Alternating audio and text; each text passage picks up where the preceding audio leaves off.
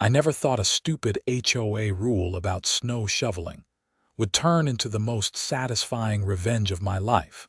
But here I am, standing in my living room watching 3 feet of pristine white powder completely seal off the only exit road from our neighborhood, while the HOA president loses her mind outside my house. My name is Xavier Young, and I bought my house in Ridgemont, Colorado about 2 years ago. It's a nice little suburb outside Boulder, the kind of place where everyone waves at each other and kids actually play in cul-de-sacs. Or at least, that's what I thought when I moved in. What I didn't realize was that the Ridgemont Hills Homeowners Association was run by a woman named Patricia Henderson, a 50-something busybody who treated the HOA bylaws like they were the 10 Commandments handed down from God himself. For the first year, I flew under the radar. Kept my grass trimmed, painted my mailbox the approved shade of black, made sure my trash cans were hidden from street view. All the usual suburban nonsense. But then last winter, something changed. Patricia got elected to a second term as HOA president, and suddenly she had all these new ideas about improving the neighborhood. The snow shoveling rule came out of nowhere last November. I got the notice in my mailbox on a Tuesday, printed on official HOA letterhead with Patricia's signature at the bottom. Due to noise complaints from multiple residents, all snow removal activities must cease by 8 p.m. and cannot resume before 7 a.m. Violators will be subject to fines starting at $250 per incident. I remember reading it 3 times, thinking it had to be a joke. We lived in Colorado, where winter storms could dump a foot of snow overnight. Most people in Ridgemont worked normal 9-to-5 jobs, which meant the only time to shovel was early morning or evening. But 8 p.m. in winter, that was barely past dinner time. I called my neighbor, Marcus, to see if he'd gotten the same notice. "Yeah, man, it's insane," he said. "But what are you going to do? Patricia's got the whole board in her pocket. They'll fine you into oblivion if you fight it." Marcus was probably right, but I wasn't the type to just roll over. I decided to attend the next HOA meeting to voice my concerns. That was my first mistake. The meeting was held in the community center, a bland beige building that smelled like old coffee and disappointment. About 20 homeowners showed up, which was apparently a good turnout. Patricia sat at the front table with her board members. Linda, an older woman who nodded at everything Patricia said, Robert, a retired accountant who mostly stared at his phone, and Susan, a younger mom who looked perpetually exhausted. When the floor opened for comments, I raised my hand. "Xavier Young, 428 Maple Drive," I said, standing up. "I want to talk about this new snow removal rule. 8 p.m. is unreasonable. What if we get a late day storm and people need to clear their driveways to get to work the next morning?" Patricia looked at me like I just suggested we burn down the community center. "Mr. Young, the rule was implemented after careful consideration of noise ordinances and quality of life concerns. Some of our residents work early shifts and need their sleep." "But what about the people who work late shifts, or the people who can't shovel in the morning because they have to get to work? Then I suggest they wake up earlier or hire a service." Her smile was tight and didn't reach her eyes. "The rule stands. Next question." I sat down, fuming. Marcus shot me a sympathetic look from across the room. After the meeting, Patricia cornered me by the coffee station. Up close, she was shorter than I expected, with perfectly styled blonde hair and the kind of aggressive perfume that made my eyes water. "Mr. Young, I understand you're new to how things work here, but the HOA serves an important function. We maintain property values and ensure a certain standard of living. If everyone just did whatever they wanted, this neighborhood would fall apart." I just want to shovel my driveway when I need to, I said. Then do it before 8. It's not complicated. She patted my arm in a way that felt condescending. You'll adjust. That was December. For a few weeks things were quiet. We got some light snow, nothing too serious. I shoveled before 8, grumbling but compliant. Then January hit, and Colorado reminded everyone why it had a reputation for brutal winters. The storm started on a Saturday afternoon, which was convenient at first. I could shovel throughout the day, keeping ahead of the accumulation. But by evening, it was coming down harder. The Weather Service had upgraded their warning, predicting the storm would continue through Sunday morning with potential accumulation of 18 to 24 inches. I shoveled my driveway at 7:30 p.m., giving myself that half-hour buffer. My fingers were numb, my back ached, but at least I was compliant with the stupid rule. I went inside, made some hot chocolate, and watched the snow continue to fall. By 9 p.m., my driveway was covered again. By 10 p.m., there was at least 6 inches of fresh powder. I looked outside and saw several of my neighbors doing the same thing, watching their hard work disappear under the relentless storm. Sunday morning came, and I woke up at 6:30 a.m. to start shoveling. I opened my front door and nearly had a heart attack. The snow had drifted against my door, creating a wall nearly 3 feet high. My car was completely buried. The street was impassable. I spent 3 hours digging myself out, and I wasn't alone. Every house on my street had someone outside, desperately trying to clear enough space to function. Marcus came over around 9 a.m. to help me finish my driveway. "This is ridiculous," he said, breathing hard. "If we could have shoveled last night, it would have been so much easier." "Tell that to Patricia," I muttered. As if summoned by her name, Patricia appeared at the end of my driveway. She was wearing a designer parka and matching boots that looked like they'd never seen actual snow. Behind her was Tom, the neighborhood security guard who did rounds and helped enforce HOA rules. "Good morning, gentlemen," Patricia said, her voice artificially cheerful. "I noticed several residents were out shoveling quite late last night. I hope no one was violating the noise ordinance." "We stopped before 8, Marcus said quickly. "Good, because Tom here has a fancy new camera system that records sound levels and timestamps." She gestured to Tom, who looked uncomfortable with the whole situation. "So if anyone claims they need to shovel after hours, we'll know." I leaned on my shovel, too exhausted to be diplomatic. "Patricia, we got 2 feet of snow. The rule doesn't make sense for storms like this." "The rule applies at all times, Mr. Young. Perhaps next time you'll plan better." She smiled that tight smile again. "Have a lovely day." After she left, Marcus shook his head. "She's unbelievable." "She's going to cause a real problem eventually," I said. "Someone's going to get hurt because they can't clear their property safely." I had no idea how right I was. February was calmer, weather-wise. A few small storms, nothing major. I kept my head down and followed the rules, even though it meant waking up at 5 a.m. some mornings to shovel before work. My job at the engineering firm in Boulder was flexible, but my boss was starting to notice my bleary-eyed morning meetings. Then March arrived, and with it, the worst storm I'd seen since moving to Colorado. The Weather Service started issuing warnings on Monday. A massive system was moving in from the west, expected to hit Wednesday night and continue through Friday. Predicted snowfall: 30 to 40 inches in the mountains, 20 to 30 inches in the foothills. Ridgemont sat right in that foothill zone. On Wednesday afternoon, I stopped by the hardware store and bought extra salt and a new snow shovel. My old one had cracked during January's marathon session. The store was packed with people doing the same thing, stocking up on supplies. "Big one coming," the cashier said as I checked out. "Yeah." Hope the power stays on. Good luck out there.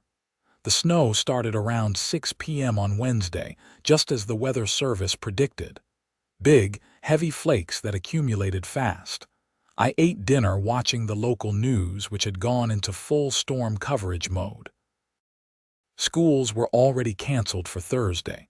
Some businesses were closing early. At 7 p.m., I bundled up and went outside to do my first round of shoveling. The snow was coming down so hard I could barely see across the street. My neighbor 2 houses down, an older guy named Frank, was out doing the same thing. "Hell of a storm," he called over. "Just getting started," I yelled back. I finished around 7:45 p.m., giving myself that buffer again. My driveway was clear, my walkway was salted. I was ready for the night. Except the storm didn't care about HOA rules. By 8:30 p.m., my driveway had 4 inches of fresh snow.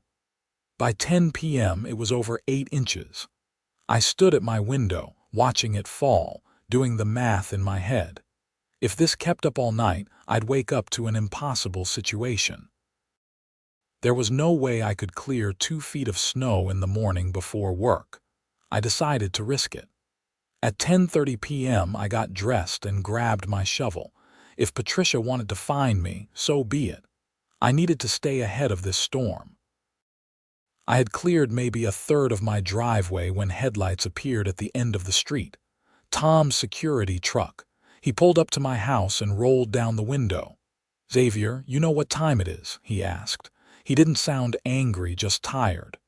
"Yeah, but Tom, look at this storm. I can't let it pile up all night." "I know, man, I get it, but Patricia's got me on patrol specifically tonight. She knew people would try to shovel." "So what, you're going to report me?" he sighed. "I have to, it's my job, I'm sorry. This is insane, it's a safety issue." "Take it up with the board." He put the truck in drive. "Get inside before you rack up a bigger fine." I went inside, furious. Through my window, I watched the snow continue to fall. I watched my cleared driveway disappear again under the white blanket, and I made a decision. If the HOA wanted to enforce this stupid rule during the worst storm of the year, fine. I wouldn't shovel after 8 p.m., but I wouldn't shovel before 7 a.m. either. In fact, I wouldn't shovel at all. Let's see how they liked that. Thursday morning, I woke up to a winter apocalypse. The snow had stopped, but only because there was literally too much of it. The weather service reported 32 inches had fallen in Ridgemont. My car was a small hill in my driveway. My front door wouldn't open because of the drift. I had to go out the back door and wade around to the front. The street was impassable. The neighborhood only had one entrance and exit, Ridgemont Way, which connected to the main road down the mountain. From what I could see on social media, nobody was getting out. The county snowplows were focused on major roads. Our little neighborhood would have to wait. My phone started ringing around 8 a.m. It was a number I didn't recognize, but I answered anyway.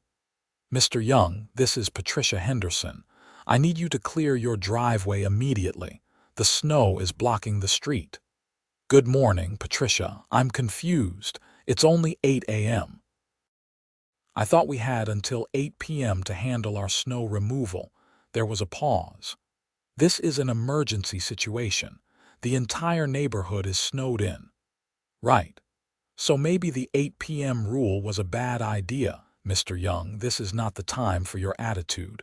Clear your driveway." "Actually, I've been thinking about it. The HOA rules don't require me to shovel at all, do they? They just say when I can't shovel, so I've decided not to shovel this time. It's my property, my choice." Her voice went up an octave. "You are creating a hazard." "I'm following the rules you created. Have a good day, Patricia." I hung up before she could respond. My heart was pounding, but I felt good. Really good. The thing about my property was that I'd lucked into a unique position when I bought the house. My lot sat at the corner where Maple Drive met Ridgemont Way, the only exit from the neighborhood.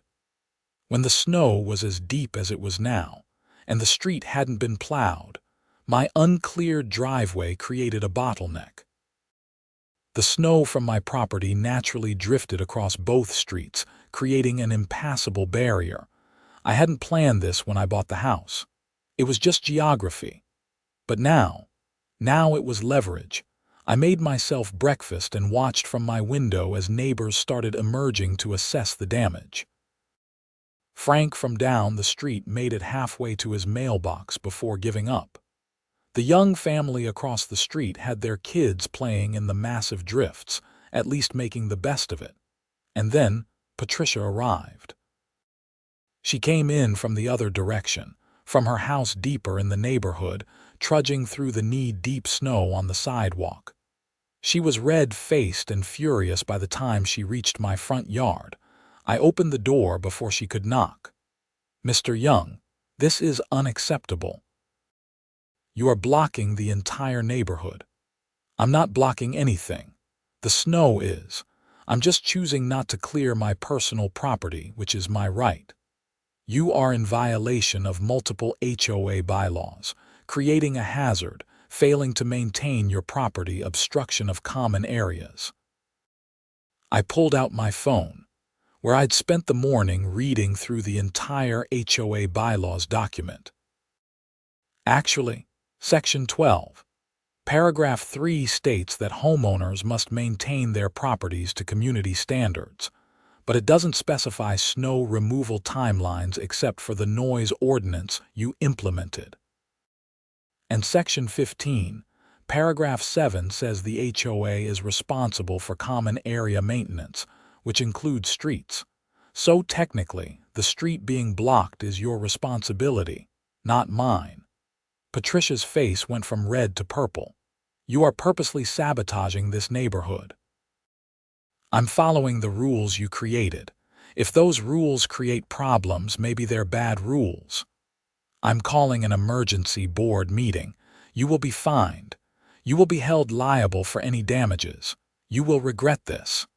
"Looking forward to it," I said and closed the door. For the rest of Thursday, I watched the chaos unfold. The county plows eventually made it to our area around 2 p.m., clearing the main road outside the neighborhood. But they couldn't get into Ridgemont Way because of the sheer amount of snow blocking the entrance, most of which came from the natural drift pattern created by my uncleared property.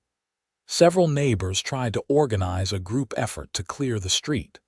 Marcus came by around 3 p.m. "Hey man, we're all going to work together to clear Ridgemont Way. You want to help, can't? The HOA has a rule about when I can shovel. Since I work until 5, I'll have to wait until after I'm done for the day." "Xavier, come on, people need to get out. Some folks have to get to work, get medications, whatever." "Then maybe Patricia shouldn't have created such a restrictive rule." Marcus looked at me for a long moment. "You're really doing this." "I'm really doing this." He shook his head and walked away. I felt a pang of guilt, but pushed it down. This wasn't about being petty. This was about making a point. By Thursday evening, the situation had escalated. Patricia had indeed called an emergency board meeting, which apparently got very heated. Linda and Robert were apparently on Patricia's side, demanding I be punished. Susan, surprisingly, had questioned whether the snow removal rule needed to be reevaluated. Patricia showed up at my door again at 6 p.m. with papers in her hand. "This is formal notice of fines totaling $5,000 for various violations, plus a cease and desist demanding you clear your property immediately." I took the papers and pretended to read them carefully. "These will take effect when?" "Immediately. So I can start shoveling now." "It's only 6 p.m. Obviously, in an emergency situation, the time restriction is waived." "Oh, interesting. So you're admitting the rule doesn't work in certain situations." "That's not what I said." "Sure sounded like it. Tell you what, Patricia. I'll clear my driveway when the HOA agrees to rescind the 8 p.m. rule permanently, and reimburse me for the fines you issued Tom to report from that night earlier this week. That's not going to happen. Then I guess I'll see you in court, unless you'd rather just fix the bad rule." She left without another word, stomping through the snow like a child throwing a tantrum. Friday morning brought new developments. The local news had gotten wind of the situation. Apparently, someone in the neighborhood had contacted them about the HOA dispute trapping everyone inside. A news van showed up around 10 a.m., unable to get into the neighborhood but setting up at the entrance. My phone rang. "Mr. Young, this is Jennifer Torres from Channel 9 News. We're doing a story about the HOA situation in Ridgemont. Would you be willing to give us your side?" I thought about it for exactly 2 seconds. Absolutely. I hiked out to the entrance where the news van was parked. Other neighbors had gathered too, curious about the media attention. Jennifer Torres was a sharp-looking woman in her 30s with a professional smile. "Mr. Young, can you explain what's happening here?" I laid it all out. The 8 p.m. rule, the recent storm, Patricia's inflexibility, my decision to protest by following the rules to their logical conclusion. Jennifer's camera operator captured everything, including shots of the completely blocked street and my snow-covered property in the background. "The HOA president says you're holding the neighborhood hostage," Jennifer said. "I'm not holding anyone hostage. I'm following the rules she created. If those rules create dangerous situations, that's not my fault. It's bad governance." Jennifer interviewed several other neighbors too. Most were frustrated with the situation, but opinions were split on whether I was in the right or just being difficult. Marcus said something diplomatic about hoping both sides could find a compromise. An older woman named Dorothy supported me completely, saying the HOA had become too controlling. The story aired on the noon news. "HOA rule traps neighborhood after major storm," was the headline. They showed footage of the blocked streets, interviewed me and several neighbors, and even got a statement from Patricia, who looked terrible on camera.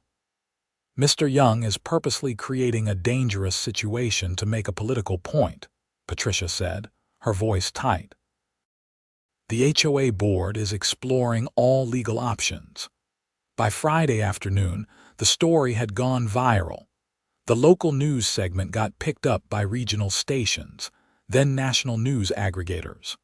My phone started getting calls from reporters across the country. The comment sections on social media were filled with people debating HOA powers and whether my protest was justified. The attention seemed to rattle Patricia. She showed up at my door again Friday evening, this time with Linda and Robert in tow. "This has gotten completely out of hand," Patricia said without preamble. "You've brought negative attention to our entire community. Property values will suffer." "Property values will suffer because you implemented a rule that prevents people from maintaining their property safely," I countered. "But I'm glad you're here. I have a proposal." They waited, suspicious. "The board votes tonight to permanently rescind the 8 p.m. snow removal rule. You publicly acknowledge that the rule was a mistake and apologize to the community, and you void any fines related to snow removal violations from this winter. I'll clear my driveway tomorrow morning and we can all move on." "That's extortion," Robert said. "No, that's negotiation. You created a bad rule. I'm giving you an easy way to fix it." "And if we refuse?" Patricia asked. "Then I guess we'll see what happens. Maybe the county will get involved for blocking public access. Maybe more news stations will come. Maybe lawyers will start looking into whether your rule violates state laws about property maintenance. Or maybe we just stay in this standoff until spring." Linda, who had been quiet, finally spoke. "Patricia, maybe we should consider it. This has already caused enough problems."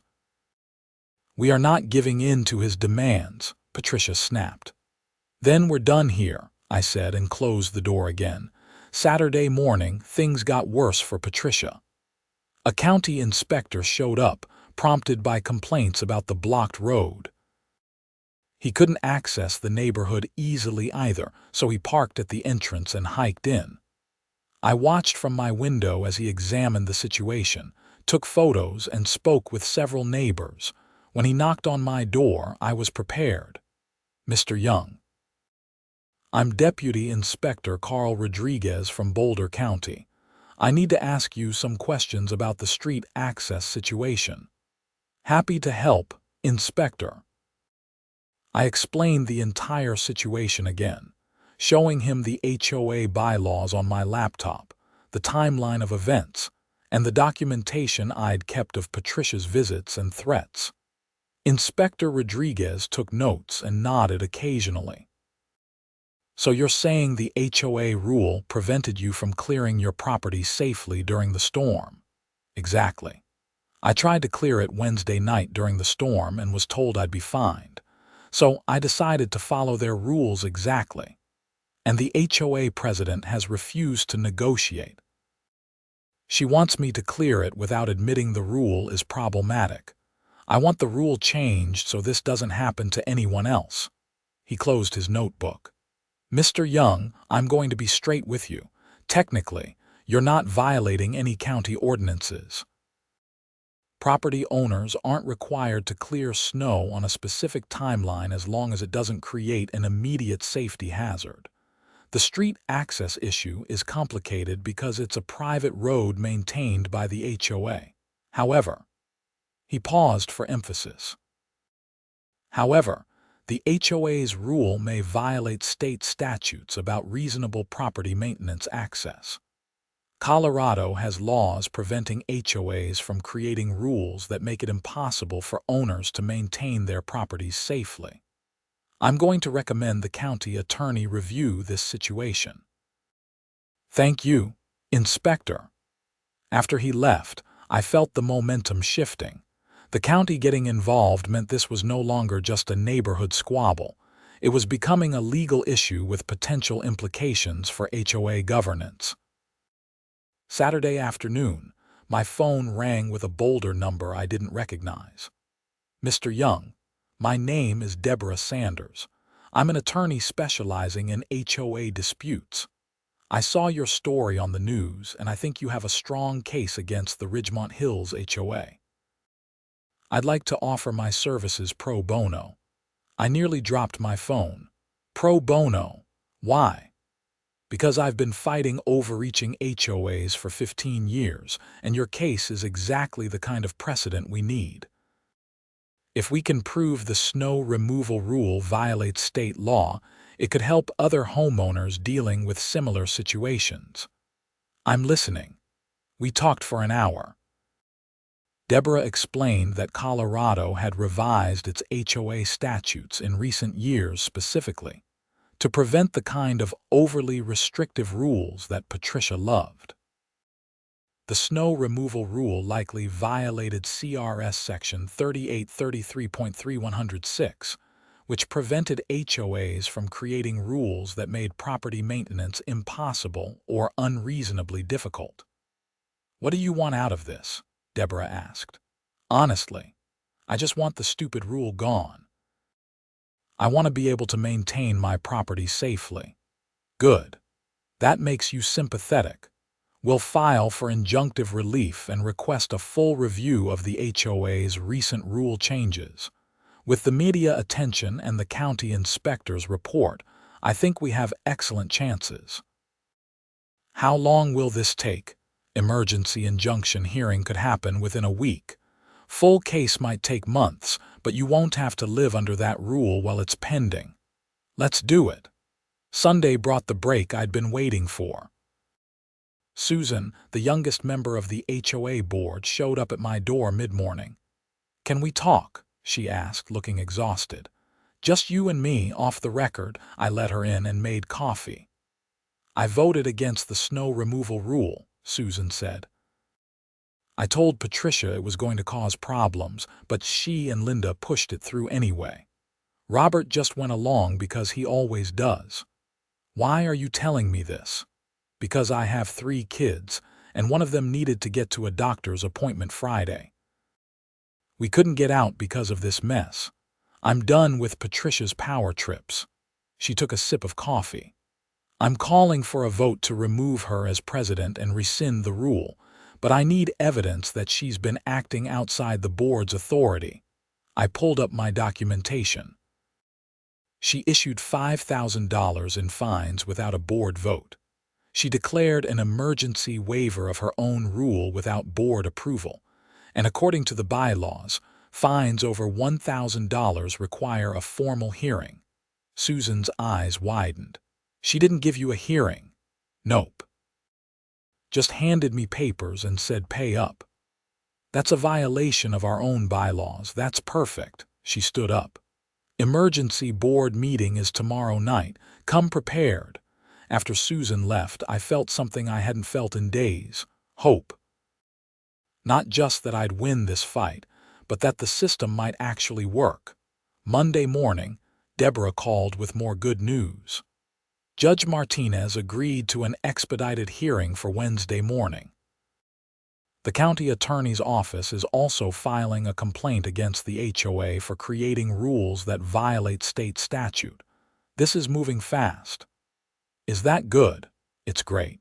It means everyone recognizes this is a significant issue, not just a petty dispute.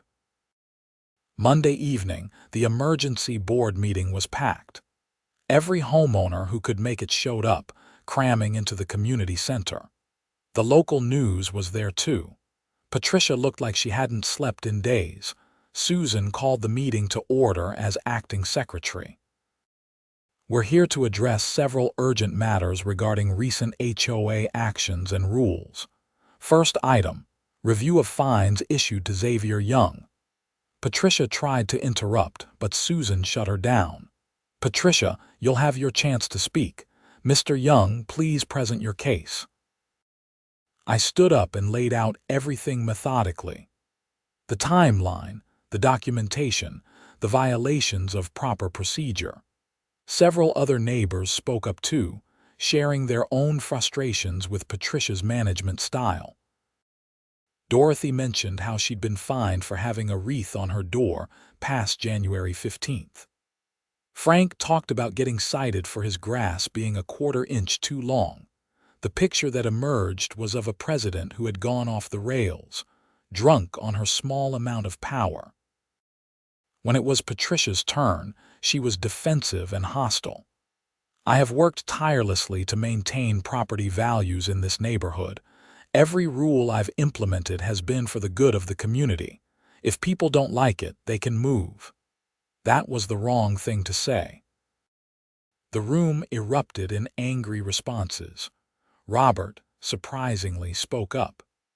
Patricia, I've supported you on a lot of things, but this has become untenable. The negative publicity alone has probably hurt property values more than any mailbox violation. Linda remained loyal to Patricia, but she was the only one. Susan called for a vote. Motion to rescind the snow removal time restriction rule, effective immediately. The vote was nearly unanimous, with only Linda and Patricia voting against. Motion to void all fines issued related to snow removal violations this winter. Same result. Motion to remove Patricia Henderson as HOA president for violations of proper procedure and acting outside board authority. This one was closer, but still passed. Patricia was out. She stood up, gathering her papers with shaking hands.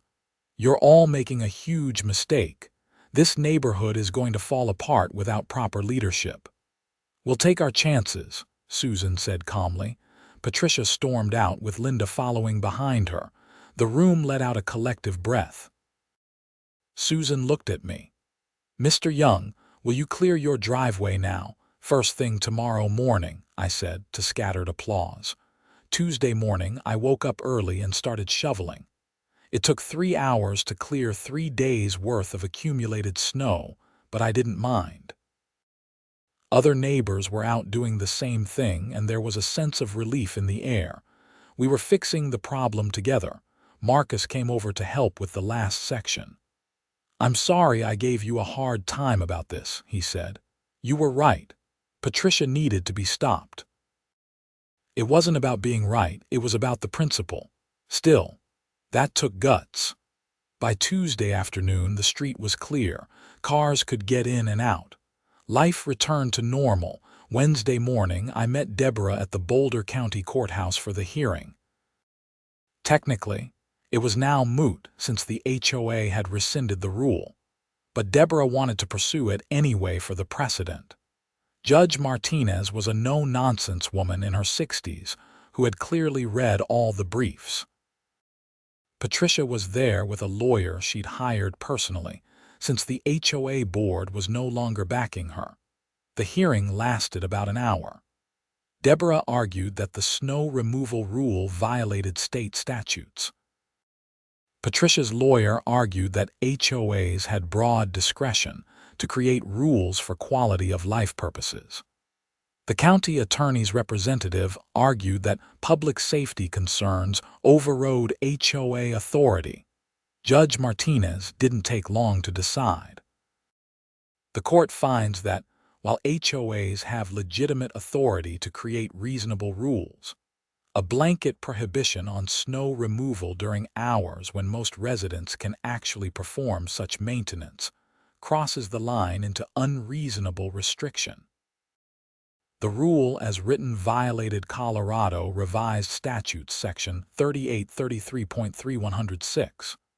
While the HOA has already rescinded the rule, this court issues a formal injunction preventing any similar time-based restrictions on necessary property maintenance. She looked directly at Patricia. "Mrs. Henderson, your intentions may have been good, but the implementation was flawed and potentially dangerous. HOA boards must balance community standards with homeowner rights and basic common sense."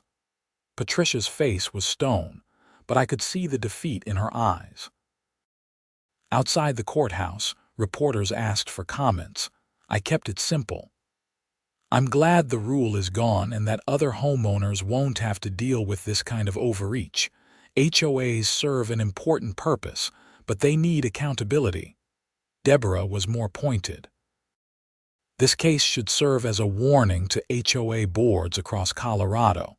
You cannot create rules that make it impossible for owners to maintain their properties safely, no matter how well-intentioned." The story had a happy ending there, but there was one more twist. About 2 weeks later, Susan called me with interesting news. The board did a full audit of Patricia's management after she was removed. We found some irregularities in the HOA finances. What kind of irregularities? The kind that involves about $30,000 in unaccounted for expenses. We've filed a report with the Boulder County Sheriff's Office. I whistled. She was embezzling. Looks like it. Apparently, she'd been approving payments to a landscaping company owned by her brother for services that were never actually performed. It goes back almost 2 years. That's why she was so desperate to maintain control. Exactly. If she'd been removed earlier, someone might have found this sooner. The criminal investigation moved quickly. Patricia was arrested in early April and charged with theft, embezzlement, and fraud. The evidence was overwhelming, detailed financial records showing the fake payments and kickbacks. Linda, who had been helping approve the payments, was charged as an accomplice. The trial happened in late summer. I attended as a witness, testifying about Patricia's management style and the events around the snow removal dispute. The prosecutor used it as evidence of her pattern of putting personal interests above the community's well-being. The jury found her guilty on all counts. Patricia was sentenced to 3 years in prison and ordered to pay full restitution to the HOA. Linda got probation and community service for her lesser role. As for me, life in Ridgemont returned to normal. Susan took over as HOA president and immediately began rolling back many of Patricia's more restrictive rules. The board implemented new oversight procedures to prevent future abuse. Property values actually increased after the negative publicity died down, as people saw the neighborhood as one that would stand up to overreach. I still live at 428 Maple Drive. I shovel my driveway whenever I need to, sometimes at 10 p.m. if that's when the snow is falling. Nobody complains. Nobody fines me. Nobody treats the HOA bylaws like sacred texts. Last winter, we got another major storm. I was out at 11 p.m. keeping ahead of the accumulation, and Marcus came out to help. We cleared both our driveways, then went and helped Frank with his. By the time we finished around 1 a.m., half the neighborhood was out doing the same thing, everyone helping everyone else. That's what a community is supposed to be. Not rules and fines and power trips, but people working together to solve problems. It took 3 feet of snow and a week of being trapped to teach us that lesson, but I'd say it was worth it. I never thought I'd be grateful for an overreaching HOA president and a brutal snowstorm, but here we are.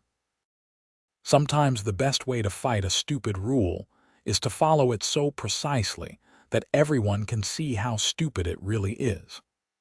Sometimes the best revenge is just letting the system work exactly as designed until it breaks under its own contradictions. And sometimes, just sometimes, standing up to petty tyrants in positions of minor authority makes a real difference. Not just for yourself, but for everyone around you who was too tired or too intimidated to fight back. The house is paid off now, and I plan to stay here a long time. Every winter when the first snow falls, I look out at my driveway and remember that week when I let 3 feet pile up and blocked the only exit. I remember Patricia's purple face and Susan's quiet determination, and Judge Martinez's common sense ruling. But mostly, I remember the feeling of knowing I was right, and having the courage to prove it even when it would have been easier to just go along. That's a feeling worth fighting for. The HOA still exists, of course. We still have rules about grass height and fence colors and where to put trash cans. But now those rules are reasonable, enforced fairly, and changed when they don't make sense. Susan runs the board with input from homeowners, and meetings are actually productive instead of just Patricia issuing decrees.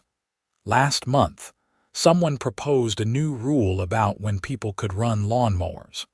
Susan immediately shut it down. We're not doing time restrictions on property maintenance anymore. We learned that lesson. The motion died without a vote, and I caught Susan's eye across the room. She gave me a small nod, acknowledgement of the battle we'd fought together. Sometimes I wonder what Patricia thinks about now, sitting in whatever facility houses white-collar criminals.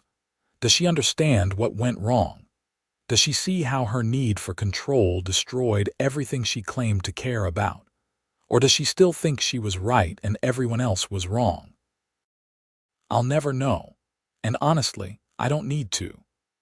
What matters is that Ridgemont Hills HOA learned its lesson. Colorado courts established a precedent against overly restrictive property maintenance rules, and I can shovel my driveway at midnight if I damn well please. It's funny how the smallest things can become the biggest battles. A snow shovel and a calendar clock shouldn't be weapons in a war over neighborhood governance, but they were. And when the smoke cleared and the snow melted, common sense prevailed. That's all I ever wanted. Just the freedom to take care of my property without someone breathing down my neck about noise ordinances during a blizzard. It shouldn't have required lawyers and news cameras and county inspectors, but I'm glad I didn't back down when it would have been easier. The community is stronger now. People are more involved in HOA meetings, more willing to question bad ideas before they become bad rules. Property maintenance is handled with actual common sense. And when big storms roll in, we all work together to dig out, regardless of what time it is. Last week, I got a letter from a homeowner in a different HOA outside Denver. She'd seen the news stories from last year and was dealing with her own overreaching board. She wanted advice on how to fight back. I wrote her back with everything I'd learned. Document everything. Know your rights under state law. Don't be afraid to get media attention if the situation warrants it. And most importantly, remember that you're not being difficult by standing up for reasonable treatment. You're being a good citizen. I don't know if she'll win her fight, but I hope she does. I hope every homeowner dealing with petty tyrants and stupid rules finds the courage to push back. The system only works if people are willing to use it. As for me, I'm just a guy who wanted to shovel his driveway during a snowstorm. I never asked to become some kind of HOA reform advocate. But if that's what happened, I'll accept it. Sometimes life pushes you into roles you never expected, and the only choice is whether to rise to the occasion or shrink away. I chose to rise. I chose to let 3 feet of snow pile up until the consequences of a bad rule became impossible to ignore. I chose to stand firm even when neighbors were angry and the HOA president was threatening legal action. And in the end, that choice made all the difference. The snow will fall again next winter. The storms will come, just as they always do in Colorado. But now when they arrive, I'll be ready. I'll shovel when I need to, help my neighbors when they need it, and sleep well knowing that no petty bureaucrat can tell me otherwise. That's worth fighting for. That's worth 3 feet of snow and a week of chaos. That's worth standing at your door and saying no to someone who expects automatic obedience. Freedom isn't just about big constitutional rights and landmark court cases. Sometimes it's about the small things. The right to maintain your property. The right to question authority.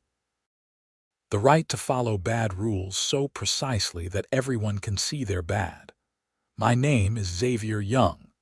I live at 428 Maple Drive in Ridgemont, Colorado, and I won a war against my HOA with nothing but a snow shovel and a willingness to let nature prove my point.